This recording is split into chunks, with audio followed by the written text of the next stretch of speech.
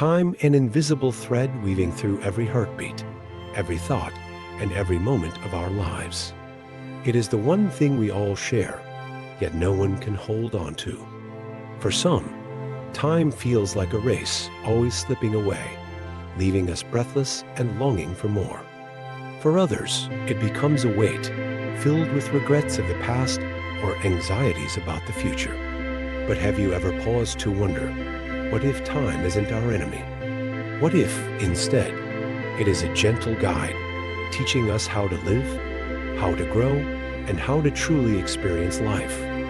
Throughout history, some of the greatest minds have pondered this question. They've left us profound lessons about the nature of time, not as something to fight against, but as something to embrace, a companion that walks with us on this fleeting journey.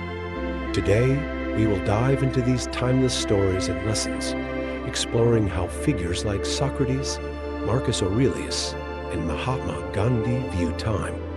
More importantly, we'll uncover how these lessons can help us live more fully, with clarity and peace. So, sit back, take a deep breath, and let's embark on this journey together into the heart of what it means to live harmoniously with the whispers of time, the concept of time and its role in life.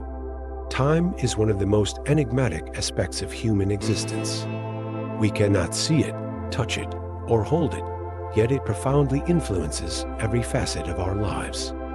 Since ancient times, philosophers, thinkers, and scientists have pondered the essence and meaning of time. Time through the lens of philosophy and science. Albert Einstein once said, "Time is relative." This perspective is vividly illustrated in his theory of relativity, which demonstrated that time is not an absolute entity, but depends on factors such as speed and gravity. However, in the context of daily life, time is something each person perceives differently. Some days seem to pass by in the blink of an eye, while other moments stretch endlessly. From a philosophical viewpoint, the ancient Greek thinker Heraclitus famously said, "You cannot step into the same river twice." This statement highlights the constant flow and change inherent in life and time. Time is a continuous stream that no one can stop or reverse, prompting us to reflect on how we use the moments we have. Time in different cultures. In Japanese culture, there is the concept of ichigo aiki, meaning each moment happens only once in a lifetime. This philosophy encourages us to cherish every moment, as it will never recur. Similarly, in Buddhism, time is viewed as part of the cycle of existence, and how we live in the present directly impacts the future and even future lifetimes. Time in different cultures. In Japanese culture, there is the concept of ichigo aiki, meaning each moment happens only once in a lifetime.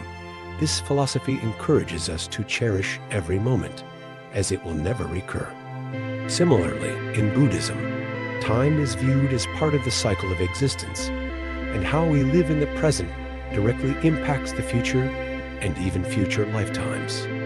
In summary, time is an unceasing flow, and we cannot control it. However, by changing our perspective and learning to appreciate each moment, we can transform time from an adversary into a companion, enriching our lives with greater meaning and fulfillment. Lessons from historical figures on how to use time wisely. The story of Socrates, living like a river. Socrates, the ancient Greek philosopher, was always questioning the meaning of life. One day, as he sat by the Ilissus River, he was asked a seemingly simple yet profound question: how can one live a meaningful life? Socrates pointed to the flowing water and said, "Live like this river." The river symbolizes the flow of time, reminding us that the past is unchangeable, the future is yet to come, and the only thing we can truly control is the present. This philosophy teaches us to focus on the moment, to live fully in what is happening now, rather than being burdened by things beyond our reach. Marcus Aurelius and the art of embracing the present. Marcus Aurelius, the renowned Roman emperor and a key figure in Stoic philosophy, laid the foundation for a life of mindfulness and self-control. In his book Meditations, he wrote, "You only own the present moment. Everything else, whether the past or the future, is mere imagination." Marcus emphasized that regretting the past or worrying about the future is a waste of the precious time we have in the present. He believed that each individual should live with a calm mind, focusing on what can be done right now, rather than being swept away by things beyond one's control. Mahatma Gandhi, living fully each day. Mahatma Gandhi, the great leader of India's independence movement, once said, "Live as if you were to die tomorrow. Learn as if you were to live forever." This statement from Gandhi is not only a philosophy, but also a powerful reminder that time is a finite resource, and the way we use it determines the value of our lives. Living fully in each day does not mean rushing through everything, but rather putting heartfelt effort and meaning into each action and decision, connecting historical lessons to modern reality. Looking back, each historical figure approached time in their own way, yet they all shared one common understanding: the ability to live fully in the present. This is something we can learn from. Instead of worrying about what lies ahead, we can ask ourselves, what am I doing with my time right now? Time is not an enemy, but a companion. Time and fear. In modern life, time is often seen as an adversary. We race against time, afraid of not completing tasks, losing opportunities, or even fearing the inevitable passage of age. But is time truly an enemy, or is it simply our perception that makes it seem so daunting? Shifting perspective from pressure to partnership.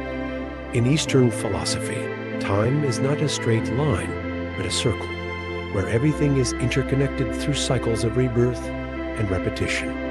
Buddhism teaches that time is not something to chase, but to live alongside. When we view time as a companion rather than an oppressor, we ease the burden of its limits and pressures.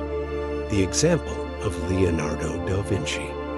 Leonardo da Vinci, the genius inventor and artist of the Renaissance, spent his life in constant exploration and creation.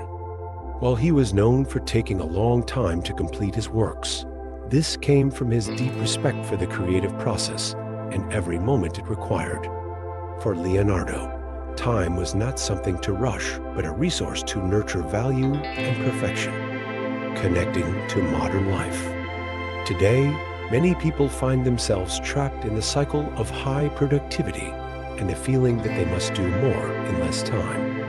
However, rather than striving to do everything, we should aim to do things well. Time is not something to race against, but a partner to journey with. Time is the silent witness to all our joys, struggles, and transformations. It does not rush us, nor does it wait for us. It simply flows, offering us countless opportunities to grow and embrace life. The stories we explored today remind us that time, when understood and cherished, can be our greatest ally. Imagine a life where each moment is lived fully, where the past no longer weighs us down, and the future no longer causes fear. That is the gift of living harmoniously with time, finding peace in its whispers, its pauses, and its flow. If this message resonates with you, take a moment to reflect on your relationship with time. Are you rushing through life, or are you allowing yourself to be present? Share your thoughts in the comments. I'd love to hear your perspective. And if you found value in this conversation, consider subscribing to the channel. Together, we'll continue exploring deeper truths about life, wisdom, and the timeless lessons that can guide us. Thank you for sharing your time with me today. May you always find serenity in every moment of your journey.